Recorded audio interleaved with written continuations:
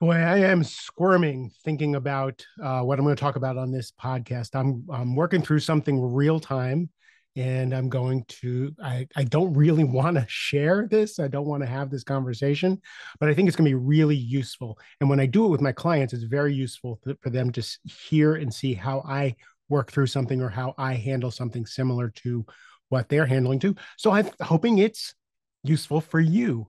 I'm stalling here. I fucked up. I messed up. I screwed something up. I had a bad judgment in something. I had good intention, but I had bad judgment, and I hurt someone who I care about tremendously. And when I got the text that I did this, all kinds of things went through my head before I responded for the text. So I wanted to minimize it first. I wanted to say, "Oh no, you don't understand. It didn't happen that way." I wanted to defend myself in some way. So I dealt with that before I called back. I dealt with that immediately. Like defending myself is the wrong thing to do. Uh, Clarifying is the wrong thing to do. 100% responsibility, taking ownership for what I clearly did was the way to go. So what I did was I called the person, let them tell me what uh, um, their version of what I did was, and I apologized. I said 100%. I did it. I was wrong, and I'm sorry. And after I let that person vent a little bit more, I said, now I do want to, it didn't happen the way you think it happened, and there was an order to it. So I want to explain that, but I want you to know I 100% take responsibility for what I did, and I broke your trust, and I am deeply sorry. And the truth was, I wanted to throw up. The thought, for me, the thought of breaking someone's trust, whether I care about them or not, the thought of breaking someone's trust is not who I see myself to be. It's not who I strive to be, and I'm human and I do it.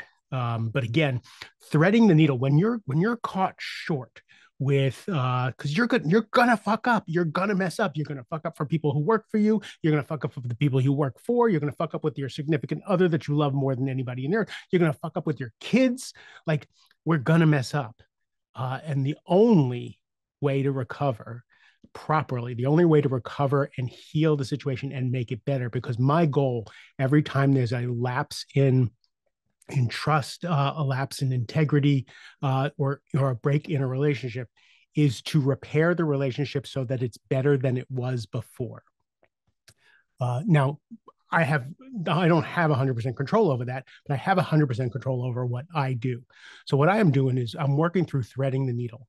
Right. Again, I talked to a friend about it, said, so I could get some perspective. And they're like, it's not a big deal. You didn't, like, one, you did it for a good reason. Two, it's really not, the thing you did isn't a big thing. And I had to watch that one because, yes, for my own self, so I don't spiral down, so I don't beat myself up too badly. I'm not a terrible person. I made a mistake. And even, I question, was it a mistake? I don't know in the bigger picture, but it was a mistake because I didn't keep the agreement of confidentiality about a thing. So my, hmm, my needle to thread is to stay big on my own side, is to know I'm not a bad person. It doesn't mean I'm a bad coach. It doesn't mean, it doesn't mean anything global about myself. I made a mistake. Now, so when I stay there, I'm good. I'm intact. Now the situation is, it doesn't matter what I think or anybody else thinks about the situation. The person who I hurt is hurt. The person who I hurt has a circumstance that they're dealing with and working with. And that's what's most important.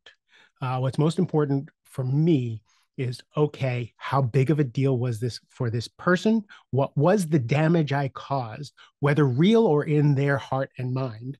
And then now, how do I regain and repair that trust? And that may take time. That may take a lot of time. It may cost me a relationship. It may cost me a lot of money. Don't care about the money piece.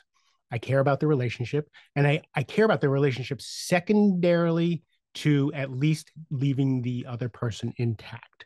So for me, the intention of, I think I've talked to you about talking yourself off the ledge worksheet, where one of the questions is, what do you want to create here? Right? What do I want to create? What do I want to have after I'm done with this situation? And what I want to have is a person on the other side of this situation feeling heard, feeling understood, feeling remorse from me, that like real remorse, and that I care. Eventually, what I really, really, really want is is a repair of the relationship and have it better than it was.